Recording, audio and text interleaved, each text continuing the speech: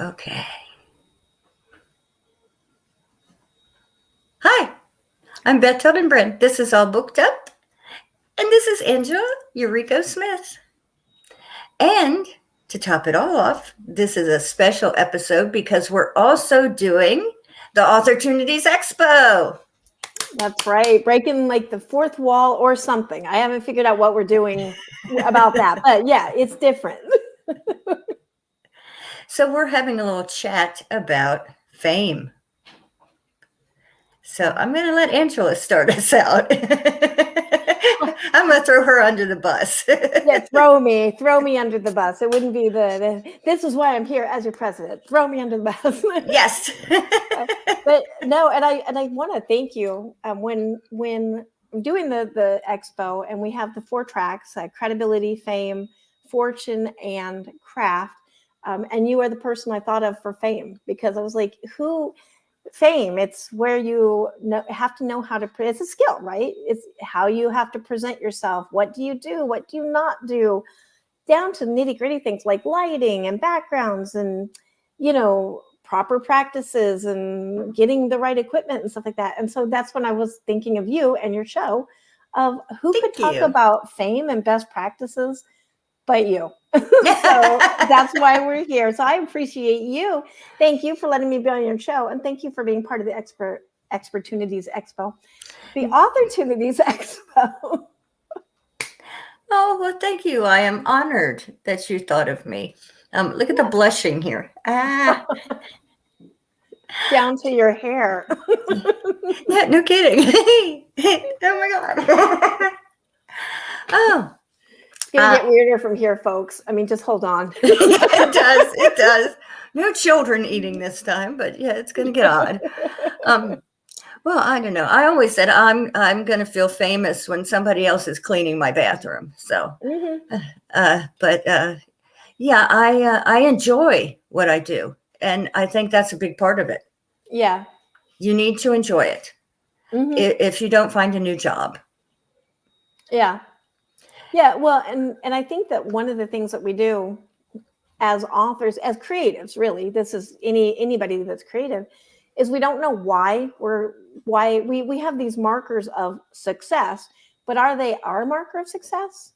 You know what I mean? Like, I don't personally want to be famous because I'm an introvert. I really like this is great. Right? This is my level of comfort. But then if I'm getting mad because somebody else has like, 1 million Instagram followers or something, I'm beating myself over something I don't want, and I feel like we do that all the time. Oh my God. Yes. I can sit and talk to you because I know you, and I can interview anybody and let somebody interview me. And it's like, okay, yeah, I wrote that book. Yeah, I have the worst time having somebody interview me. But when it's me doing the interviewing, you can't shut me up. Yeah. It's really weird. I don't know why. Yeah, I had just read something about that, and it was, how did they put it? I'm really good at going like, I know that information, I just don't know how to make it come out of my mouth correctly. But it was basically saying like, it's important, like, we're the heroes, but we take ourselves out of the hero role and be like hospitable with our books and with our products. Like, this show is your product, besides books, you produce this, and this is another form of art. And so we like to interview people because we can get out of the hero role then and put somebody else in the hero role. Yes. Which is the spotlight. You know what I mean? It's more comfortable that way. That's why I love promoting each other. Like when you pair up and promote other people, because I'm going to probably not say anything about my stuff, but I will talk all day about yours. But then if you're talking about mine, then we're getting the same thing. Yes, exactly. You said that perfectly. Well, I made that part up. The thing, I'm like, what was the word that they used? Yes, you said that perfectly. Well, I'll tell you what, I used to have this little hole in my bedroom where I did the show from. You remember that little hole? I do. It was all dark and, you could barely see me. So I finally have my studio here, and the lighting is much better. And I have original art that my son did Oh, behind wow. me here, and my books and my skulls, and the demon Bob is over here. I talk to him when I can't write. I yell at the demon Bob, and he yells back. And I think that to me, fame is when you can give back. Mm-hmm. When you reach a point that you can start giving back and helping everybody else. Yeah. And that's Yeah. that's that's why I do the show. Yeah. Because I got to the point where I was stone dumb when I started writing. I knew nothing, Yeah. and so many people helped me, Mm-hmm. and I was so glad when I could start doing something to help everybody else. Yeah. Yeah. And this, I'm just going to say, I'm just take a second and applaud you. Thank you. When I did have that little show going on, it was a hell of a lot of work. And so I know on the background, it is not just that you show up here for a half an hour to an hour or however long talking to somebody, interviewing them. And you did more than you do more than I did, because you will read the books and interview. I was just half the time I'd be looking, what did they write? Oh, okay. That's what we're going to talk about. But you actually do all the research and everything, which is amazing. And this is really hard. Somebody out there is going, she didn't read it. No, I didn't say I did either. You just assumed that, and I let you assume that. In my defense. But no, because I couldn't read like 7 books in a week, and also write books and do the show and stuff. So I just want to say, thank you to you, Beth Hildenbrand, because I know what you're doing for this. And this is so valuable, especially right now. Writers can't just be hermits writing on their washing machine. Yes, I am talking about Stephen King. We have to get out here and we have to look and learn verbal skills, but they're all skills that we can learn. Oh, yeah. But if we don't have platforms like this to highlight them, what's the point? So thank you for that. Oh, you're very welcome. Like I said, I enjoy what I do, and I think it's good to read the Mm-hmm. authors. I always read and review, and I take the time to check out their social media and read their bios on Amazon, and if they have blogs or what are they called, websites. If they have websites, I'll check those out too. Mm-hmm. And you stumble onto amazing things. I had a woman on a few weeks ago, D.A. Charles, and she works with amazing groups with people with disabilities. Oh, wow. And I learned a lot about that. And they occasionally have charity auctions. I was like, where they give away books. I said, well, hey, next time, sign me up. That's awesome. And another one with for PTSD for soldiers. They have auctions. Hey, next time, sign me up. I'll be glad to donate a book. So you learn a lot and you discover a lot when you take the time to get into it, and so it's very fulfilling. On the same hand, I'm not just giving; I'm also receiving. Yeah. And I really enjoy that. There's a lot more to it than you would think. I got a little package from D the other day with some bookmarks and a little bracelet and all kinds of stuff. So it's a great thing. You get to know people, and I just really it's wonderful. It really is. So yeah, I don't know if that's fame, but it sure feels like it. Yeah. Well, and let's talk about, and also that's why I want to bring it up. Because that's why I quit the show, because I was like, I just can't manage all this. You know what I mean? It's just too much to manage. And this is not my natural inclination anyways. But best practices right now, which I am not demonstrating because it got dark as we've been talking and I didn't turn on my overhead light. So it's so that was like all washed out and I look like I'm in a spooky movie. But so don't do this. That's okay. It's Halloween. So you got the vibe going. Oh, yeah. Oh, I meant I did this on purpose. But that is best practices. I think people don't understand that there is a lot to doing this. Background matters, all of these things. When I got into it, it was because I was so terrible at doing interviews. So you know that, is it Ricky Bobby in Talladega Nights where he's like talking and he's like, I don't know what to do with my hands. That's basically me. I'd be like, oh yes, I write books. I was so nervous, and I always had like bad lighting, bad background. Usually a chihuahua plastered me because he'd be like, why are you talking to yourself? I'm upset. And so that's why I even started my show. It was a New Year's goal, 52 shows for 1 year so that I could break out of this. Because I figured if I did 52 of these, I stumbled through, I will be better at the end. And it worked. It was really good. But I learned a lot. And you, I think, are the perfect person to tell us what are some best practices for being on a show. Like specifically, say your show, but also just in general, what are some best practices that you see? Well, for me in particular, I tell people, just forget you're on a show. Just pretend you're just, hanging out with me talking about books. My show is very casual. I have some talking points over here that, I don't sit and read from. I'll just kind of glance over every now and then and take a look. And I try and make it more like, two people just hanging out talking about books. I think that the people who watch and are interested in learning about an author's books want to get to know the author on a more personal level. So that's what I try and do. I try and make it not like a stuffy interview, but more like so you can relate to them almost like on a friendly basis.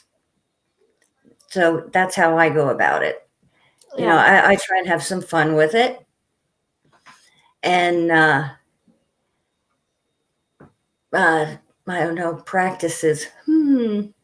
It's just me being me. I try and be myself. I don't like a stuffy, okay. When did you first know you wanted to be a writer? What was the first thing? Yeah. I don't, go through the normal blah, blah questions.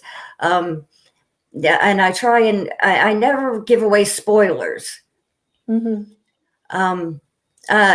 a week, I do a review part to the show where I will review the books that I read that week, whether the people were on the show or not during the week. Any books that I review, I talk about a little bit. And so that, if anybody's interested, they can pick up those books. I just kind of try and let people know what's going on in the indie world. If anything, astronomical has happened, I put that out there too. I just think, I try and just make it fun for people to watch. Yeah. That's my thing. That's how we became friends, because I was on your show. And then we got silly. All kinds of hijinks. Yes, we did. Yeah, this is actually a very calm show for us. Like, this is a very calm. Wow. People are like probably confused. That's because we were talking a long time before we got on here. Yeah, we already got it out of our system. Yeah. Yeah. What about people coming on your show? What would you like to tell them? Like, I want to be on Beth's show. What are my responsibilities as an incoming? Also, I want to remind you, this is a favor. Like, when somebody has you on a show or a podcast or does an interview about you, in my mind, I feel like it's very important to recognize this is a favor that somebody is giving me. They're sharing their time with me, and I want to do whatever I can to say thank you and respect that time. So that's like my 2 cents, because I feel a lot of times we get discounting stuff like that, and it is a gift. So, but if I wanted to get on your show, what would be some of the things that you would want to tell me? Well, don't swear. I really want to drop the F-bomb now. Like, no, Josephine is always telling me not to swear, and we all know that is one rule I screw up majorly every show. Yeah, see how I behaved? This is a new era of behavior, because soon as you said that, I wanted to say, what the fuck? The But I did other not. day, the other night I must have said batshit crazy 7 times in 2 sentences. But no, coming on the show, what I would expect from you is to enjoy yourself. That's what I would expect from you. To enjoy yourself, to talk about your book, to get out what you want people to know about your book. Let me think. Well, like you said, I do all this for absolutely nothing. So just to respect that fact. I put hours of work into this, and I'm doing it out of the goodness of my heart, because I have had, that's one thing, to anybody who is ever considering doing a podcast, you will occasionally get assholes. Hey, you just swore. What the fuck? You know shit. Just close it down. Close it down. Jesus. All right, now it's going to start going south, guys. No, I'm serious. I had one woman who had her own podcast come on my show and tell me everything I did wrong. Oh, even during the show. And you will have assholes that will be this way. And all I can say is sit there and smile your prettiest smile and just get through it. And when you get off, you can sit there and say, God damn motherfucker, I wish I hadn't.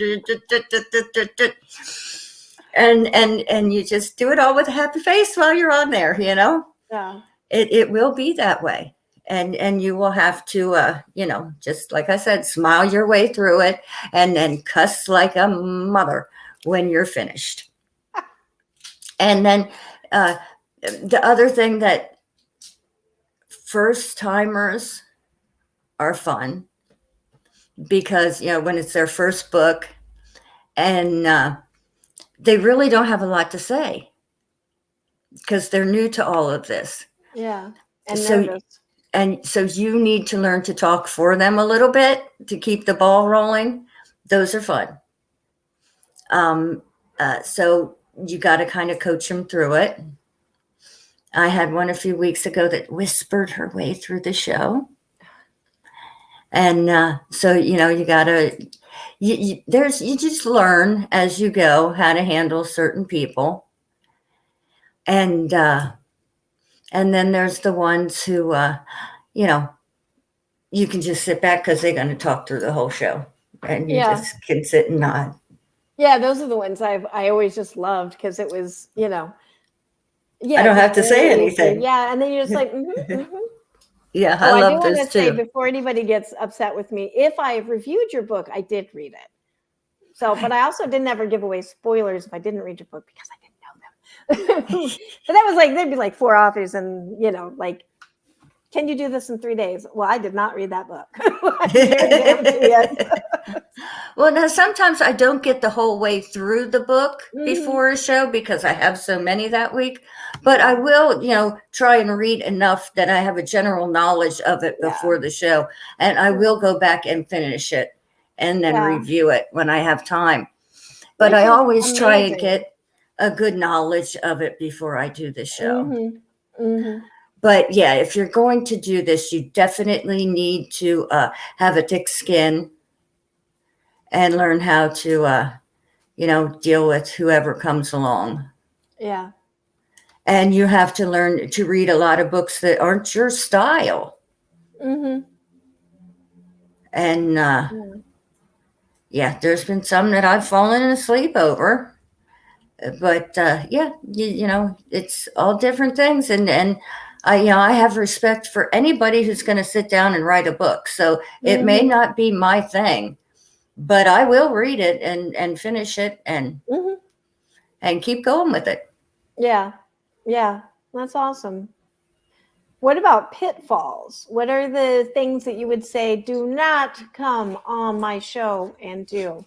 Well, we've learned those. If you want. Oh, hell no. Oh, hell no. Oh, she's ready. She's ready. Oh, yeah. You know what I'm talking about.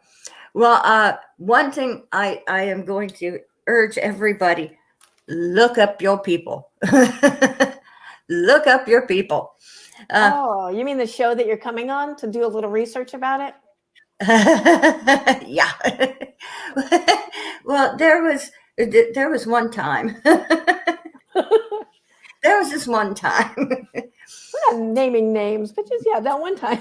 Yeah, one time. Um, uh, uh, Literally, the crazy man. He invited other people onto the show with him, and I didn't know this man well, but he was a friend of Angela's, or so I thought. I remember this incident. Yes. And so, okay, well, I'll have him on. And he proceeded to talk, and his talking got trashier and trashier and trashier as time went on. And this was only like my 10th show, maybe. I was a newbie yet. Oh, I didn't realize that. Yes. At that time, I remember thinking like, oh, wow, you're handling this like a pro. Because I was in the audience listening, kind of going, what is happening? Yeah, we were all I looked like a deer caught in the headlights as all this was going on. And he was the conspiracy theories, and then we ended up with what strange sexual pie stories till the end, and we could not get this man to shut up. An hour later, he is still talking, and the people that he invited on the show with him had not yet been able to speak, and it was a disaster. I mean, it was a total disaster. When we finally got him to shut up, one of the, someone read a poem, and then the other person read a poem, and we shut the thing down as quick as we could.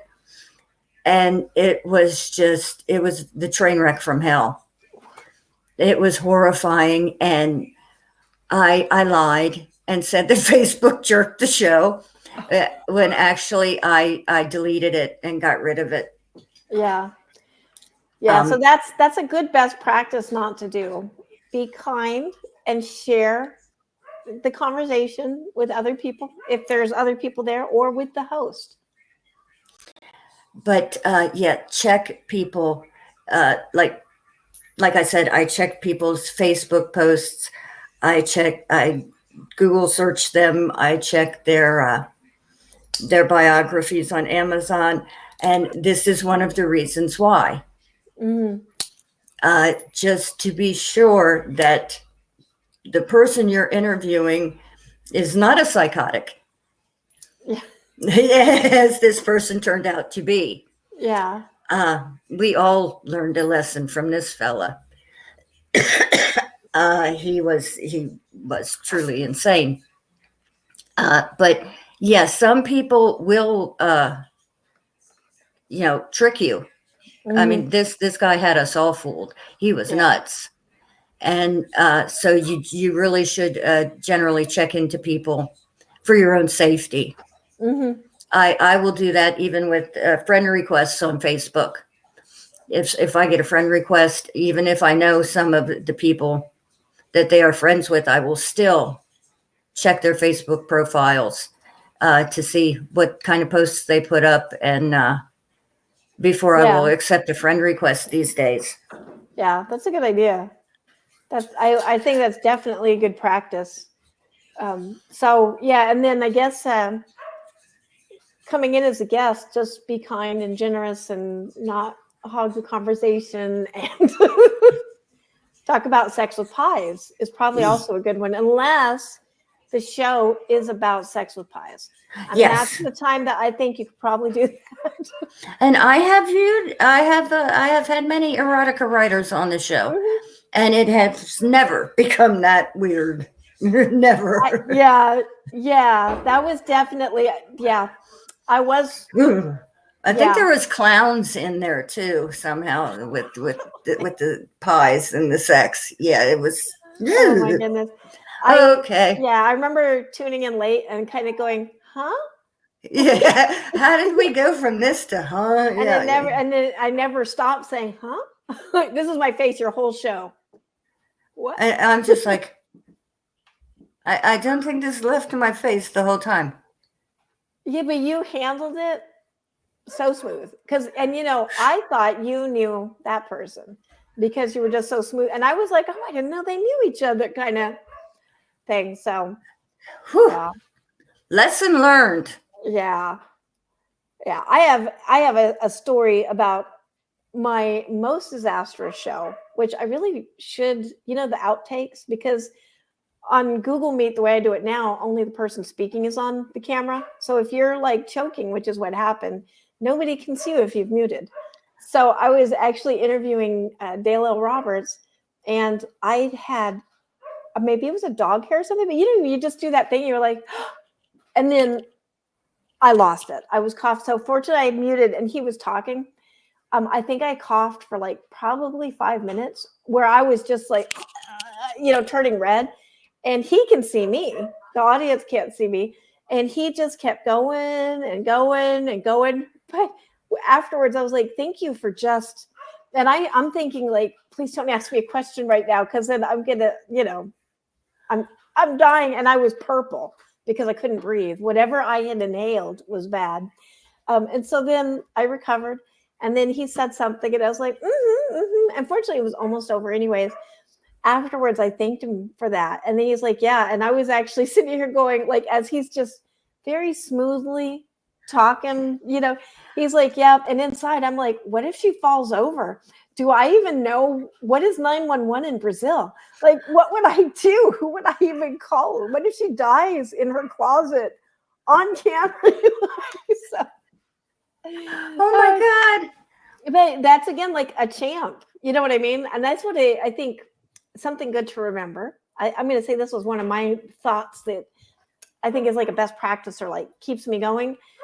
We always think that we're doing really bad, and everybody else thinks we're fine. So, you know what I mean? Like, he's probably, I've had those kind of moments where I'm like, oh my gosh, I just really messed that up. And the other person's like, yeah, you were so great doing that. And I'm like, what are you watching? you know what I mean? So like Dale said something like when we're just chatting, like, yeah, I was like just trying to keep going, and I didn't even know what I was talking about. And I'm like, it was good. It was all really good. So, but yeah, you always come across as so polished to me. And like, I did not realize that was like pretty early into all your shows. Oh yeah, I was just a baby doing this back then. Yeah. And I thought, oh, geez, I'll never do another show again. This is. I thought this ruined me. This is terrible. Yeah, but it makes such a good story later, now that everybody's survived. Yeah. Oh, and I felt so bad for the other two people on the show. They just sat there like, okay. Yeah, I remember that. And I remember thinking, like, wow, they must have already read or something. Like, I've really missed a lot of the show. But yeah, then afterwards I found out what was going on. I was like, oh, wow. And every time I'd open my mouth, because he'd take a breath, and I'd think, okay, he's going to stop. And no, he'd start again. Yeah. And it was like, oh, no. And yeah, I just didn't want to, talk over him. Okay, would you shut up, please? Stop. Yeah. Yeah, it just didn't work. Funny. Well, thank God that. So there's like the worst example. I also, I might have an inside information on this, but I've heard that you're coming out with a book very soon. Just heard a rumor. Believe it's called something like Pale Horse or something like that. Do you want to tell us about this as my Chihuahua tries to take on the big dog behind me? Yes, I do. Oh my God. How did you hear that? I don't know. It might be, I don't know. It's in the hub, I think. It's some rumors in the hub. Rumors in the hub. I'll tell you what, the hub just gets around, doesn't it? Okay, so yes, I do have a book coming out called Pale Horse, and I think it's going to be released by the end of the month. Yeah, hopefully it will be if that person that's doing layout on it will stop having dramas online and focus in on actually just doing layout. You hear that? People, knock it the hell off. Give the lady a break. Enough drama already. Keep your drama to yourself. I want my damn book out. Yeah. Okay. I will say, having read this book, I love it. This is such a fantastic collection. After I've read other collections by you, and I'm just going to say this, I'm not going to say it's your best work because it's not your end. You know what I mean? Like, you have more, but I love this collection. Thank you. Thank you. I think I pissed off a whole lot of people probably in the process, but this is just probably just about every religion, every political party. Yeah, but but you go places with it. You know what I mean? You travel. Thank you. Thank you. It was different for me. It was different for me. I actually had to sit down for some of it and think. My poems usually are just like organic, they just blurt out. Mm-hmm. And I actually sat down and put some thought into some of these.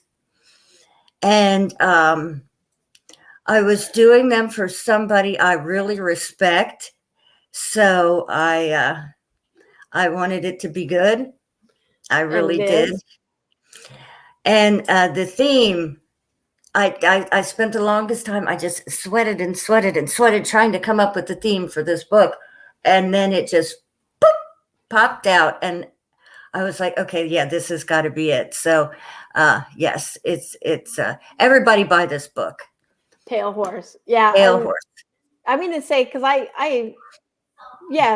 say links in the description, but it may not be, but if they're not, they will be soon. I don't know when we're actually posting this, but I mean, I know on November 2nd, but I think you're also posting this, right?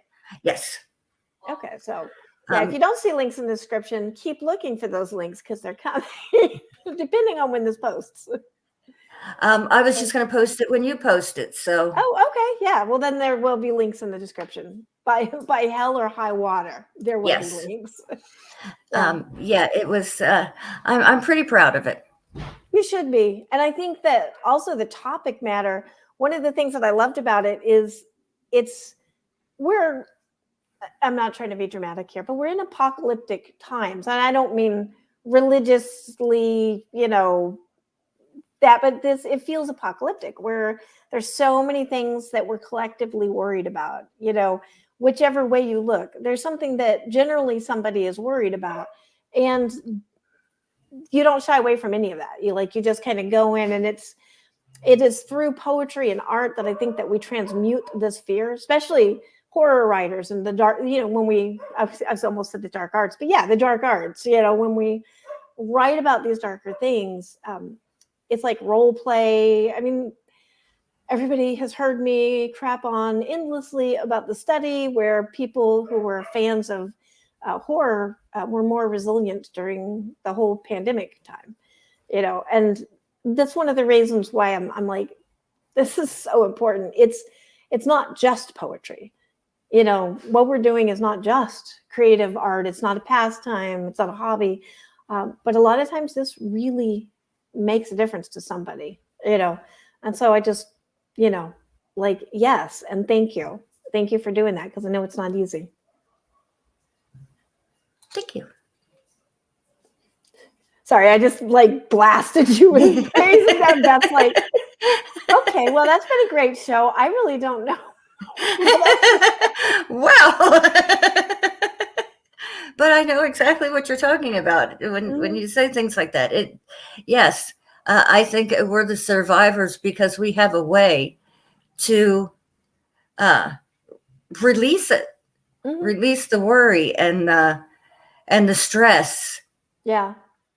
And the fear. Look at the monsters, instead of, I think things are scarier when you refuse to look at them. Because it's always the unknown is what we're scared of. It's not the actual monster. And when you don't look at it, when you refuse to engage with it or look at it, it will always be unknown. So I think that's why horror people fare better. Yeah, I agree.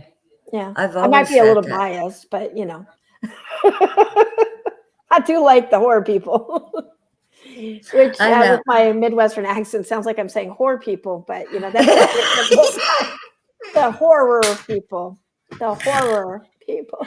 Yeah, we're the ones that scare people. We're the most fun, though. You We know it? are. We are. Yeah. And we're the nicest, too. Have you ever Yeah. noticed that horror people are nice and they're Yeah. fun? And people look at us like we're the scourge of evil. Well, I mean, we try, but we're just too damn nice. Mhm. I can scourge some evil when I want to, Oh, yeah. but basically I'm too busy these days.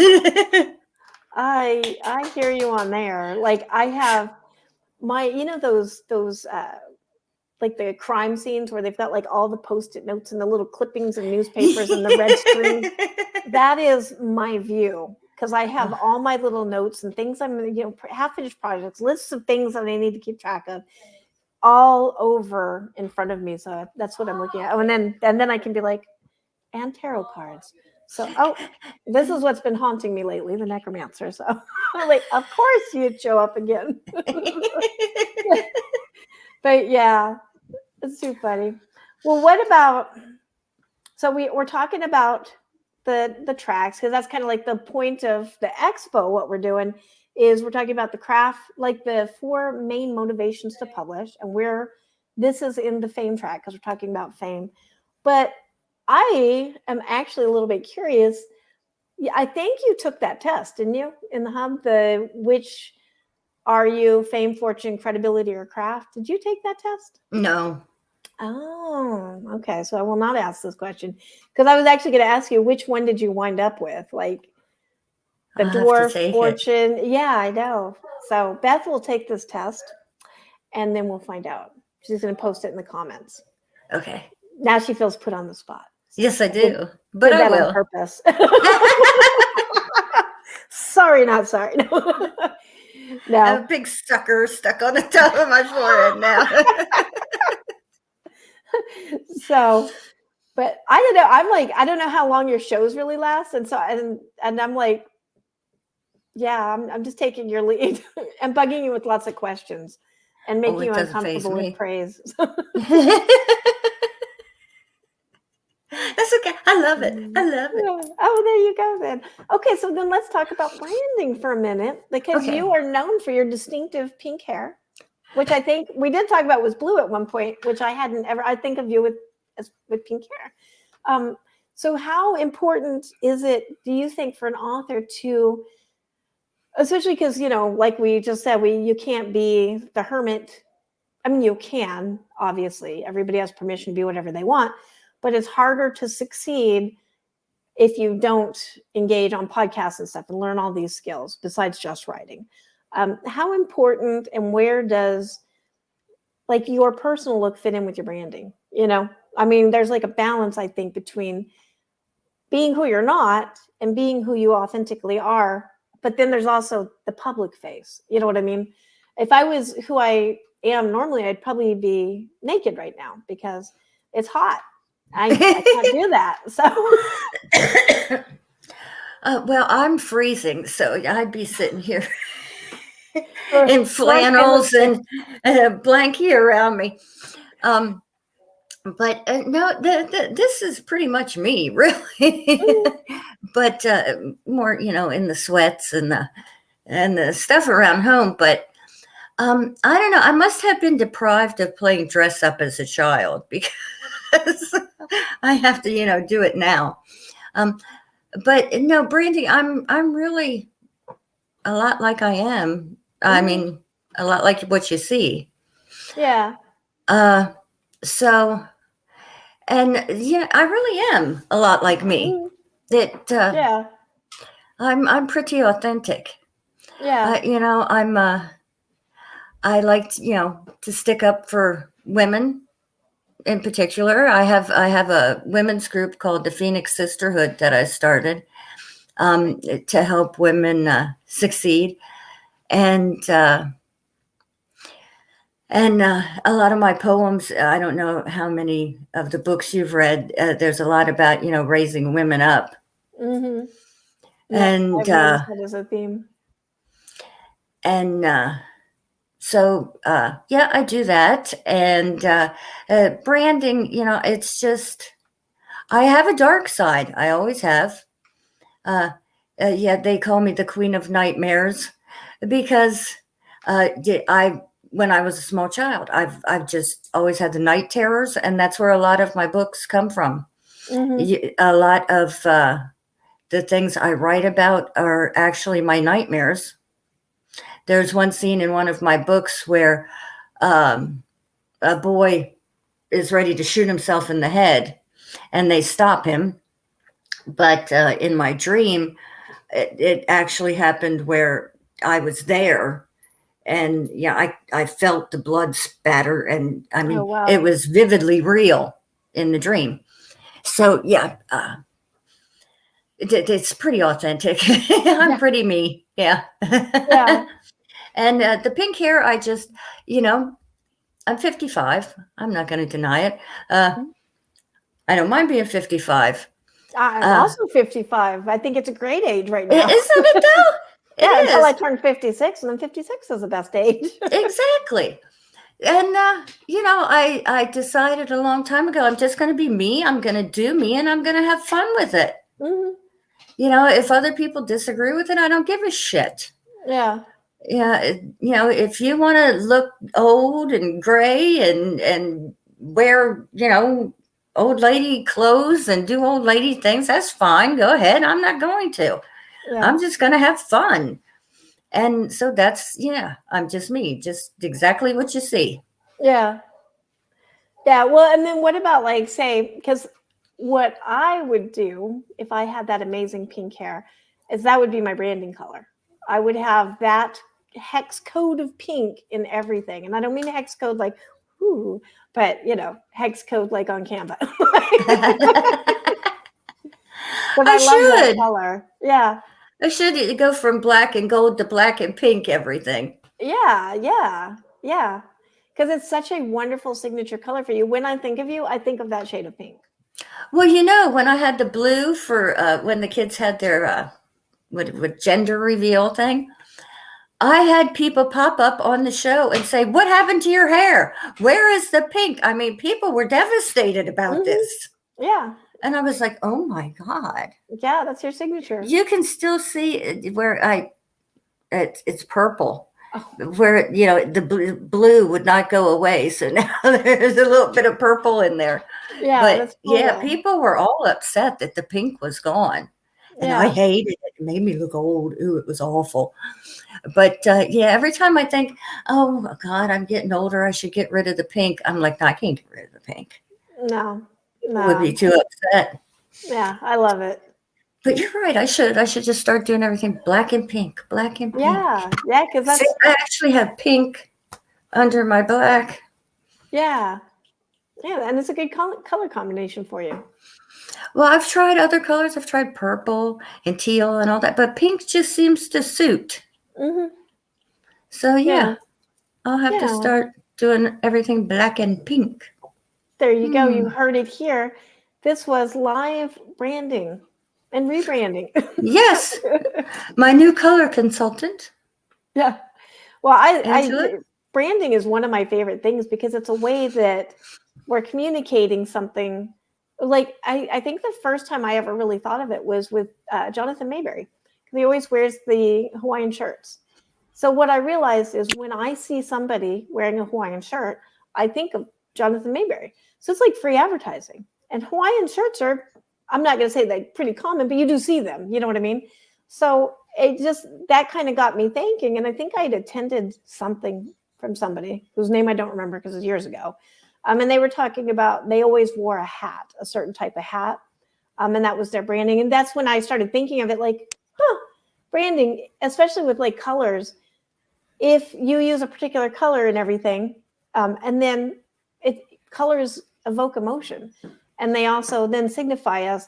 And then if somebody just sees it, they can, without even reading the words, they identify, oh, that's this person. This is from them. This, and then also the expectations. I see Beth's, signature pink. I know this is going to be a fun, quirky thing right here.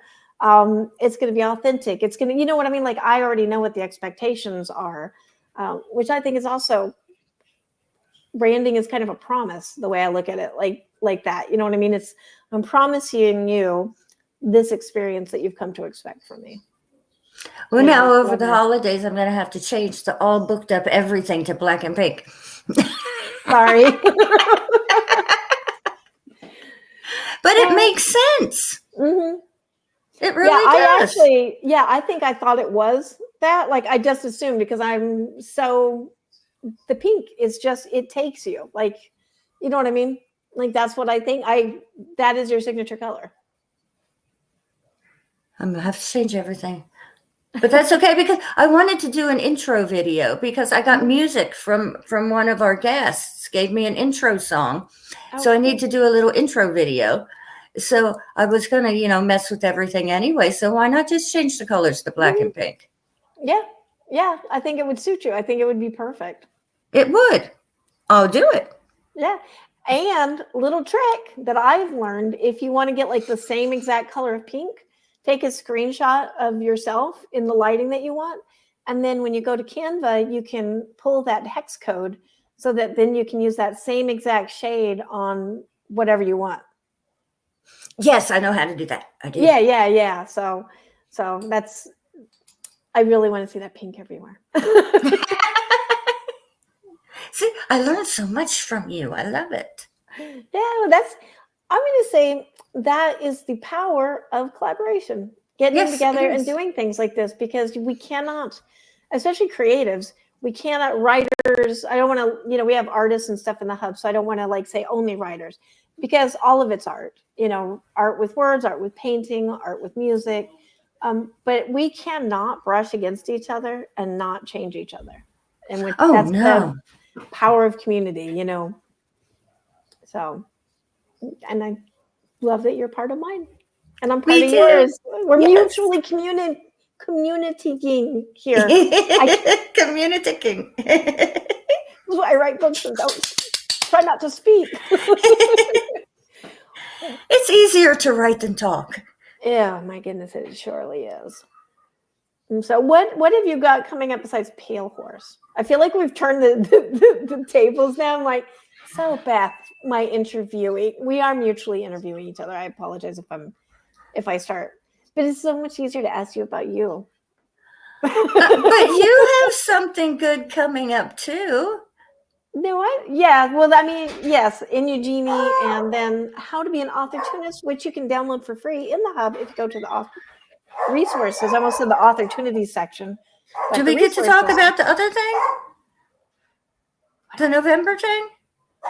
Since this doesn't come out till...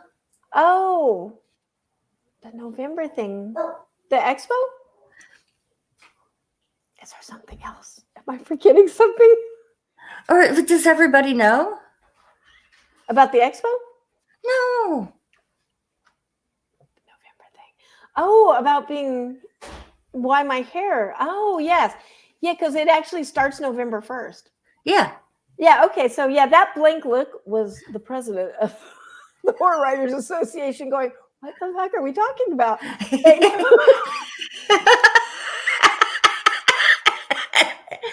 Yeah, it is. Because I do remember, I think we had a discussion or something, and I said, like, it looks like something, but it's not something that's public. Because it was just like, nobody ran. So that's kind of like saying there was no not an opposition, but there was only one candidate for president. So it's not, I look at it, it's not like a win necessarily, it just wasn't anybody else running, which kind of makes it default. But I still didn't want to talk about it too soon because, it's still technically we're being voted on and stuff. But yeah, so yes, yesterday, not yesterday, I'm trying to think of in the future. This is November 2nd. Right now in the future. Yes. So 2 days ago, that was the last day, and the president's term officially starts on November 1st.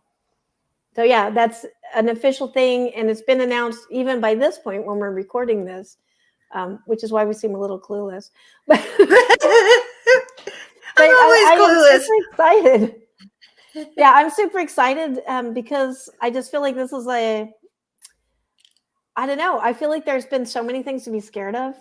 And I was just reading a book about the power of story, but neurologically, like how story changes how we feel. Story shapes society. And then, you go into like the thought of horror writers, people who tell horror stories are the most resilient. And so I'm just really excited. I feel like our people, our Halloween people, are, I'm just going to say, my bias, most important people in the world, because we are the ones that are creating those stories to help the world get through this difficult time. And we need these stories, and we need stories that don't shy away from things in fear, stories that will call out a tyrant if needed, stories that can shine a light on things that are needing to be fixed. Like, I've been switching to a lot of eco horror the last couple of years, because when everything is horrible anyways, like more horrible than I could probably think of, I swapped over to eco horror, because that kind of is something that I still feel like we really need to address. So the Horror Writers Association and us, the people in it, I just can't think of a more important society of people at this juncture in time. Like, I think that I don't feel like I'm being hyperbolic when I say that a lot is pivoting on us and how we handle ourselves and how we take these stories and our stories and bring them into the world and publish them, which is kind of why I'm just like, we should just shotgun publish all of these stories, and whatever we can do to get them out there, we need to get them out there and lift each other up and share these things. This is what I hope to see in the next 2 years under my leadership. Halloween people, supporting Halloween people on the grander mission of us getting these stories to the world so that we can help the world be more resilient. Because right now, it sucks. In so many ways, it sucks. And, Amen. but we're the zombie apocalypse people. We're the final girls and the final guys. We are the ones who, no, do not wear a white t-shirt because, splatter magnet. Like, I can't remember what I said a long time ago, but I equated wearing a white t-shirt to being a magnet for something like that. Knife magnet, stab magnet. That was it, stab magnet. So yeah, we know these things. Do not be the stab magnet. And we need to take this and give it to people in general. The entire world needs to learn to like horror, because there's a lot of actual horror. Yes, there is. Yeah. So that was my spiel. I'd say vote for me, but there's no other candidate, so you did by default. So I hope I don't suck, and then I can lead us forward. But it's not really leading. It's there's a whole board, and everybody is very engaged in the membership with what's going on. And it's because we understand how zombie apocalypses work. We know, stick together. The person that's like lagging behind, they're not going to make it probably. Like, stick together, keep your gates closed. We know what's going on. Fabulous. Thank you. Yeah, I felt that was an awkward lead in, as I was like, what are we talking about? The Expo? What's happening in November? Oh, but yeah, so officially, at the time that you're watching this, that happened yesterday. So yeah, so hopefully it'll all be good. It's definitely been exciting so far. Yay. So what do you, because one of the things that I keep thinking about, like I've been focusing on, is how can we have our best year ever as writers? If you could lay out your best year ever next year, like say we're starting, what would November 2025 look like for you? Well, I'd like to do the book on the veterans with the paranormal experiences. I'd like to have that done. And I don't know. I have a couple, everybody wants another cane. I'm kind of waffly about that. I'll probably give it to them, but it's not, I want something fresh. I want Yeah. something new. Yeah. Well, And I have another death rites in mind, doing with, a German hex, Pennsylvania Dutch mhm. hex. Yeah. So, yeah, but that's, those are easy, blah, blah, blah, spit Yeah. them out. I want something fresh and new. I'm trying to Yeah. think what I want to come up with this time, and I can't. So we'll see. We'll see how it plays Yeah. out there. Yeah. That's going to be cool. Like I Yeah. I said, think definitely publishing something. yeah, I'm going to find something, something new, Yeah. something different. See where the road takes me. Yeah. Well, I mean to say for everybody watching in the hub right now, um, hit Beth up for projects, project Yeah, ideas, because we have a bunch of really cool projects. I know that Retech, who is a visual artist and a writer, but he's more known for his visual arts and stuff. He put all his, well, I don't know about all, but a bunch of his graveyard photography is very cool in the hub and invited us all to use it however we want. And then he would give us permissions and stuff to use it. And I cannot help but think, oh my gosh, this would be a fantastic ekphrastic collection from all of us.